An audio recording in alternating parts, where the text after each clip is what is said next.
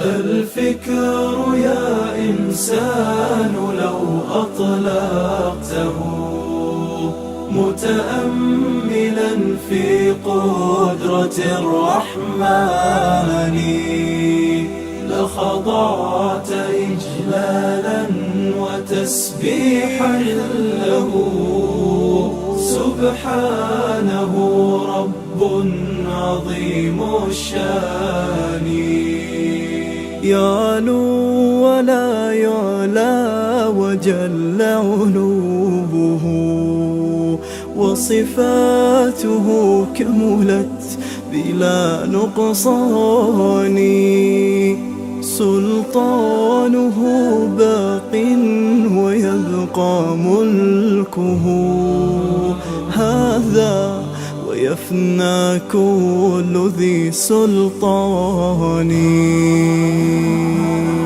في كل شيء قد تكامل صنعه ذا محكم التنزيل خير بيان قد عم أرجاء الفضاء بآيه انظر ترى ما لا يصفه لساني هذه السماء تزينت بكواكب لجمالها رفعت بلا أركان والريح تجري والسحاب بأمره يحيي بها ما مات من بلدان هذا ومن آياته تلك التي حملت بلا رجل ولا بهتان والكل جند للإله ما ترى جندا يقض مضاجع الطغيان وإذا السماء تشاققت من هول ما وعد الإله بآخر الأزمان والأرض غير الأرض هذا يومها وجبالها نسفت أمام عياني وتفجرت فيها البحار بأمره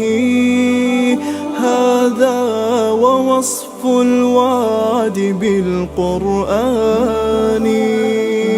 والكل من بعد الممات مرادهم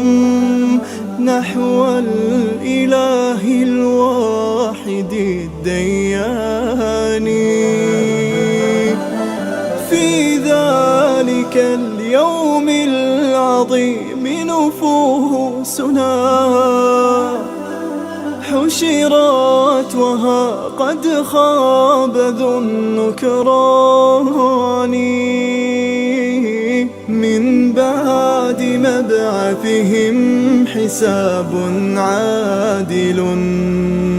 يا سعد من ثقلوا على الميزان يا سعدهم وجنان ربي فتحت يتقلبون بأنعم الرحمن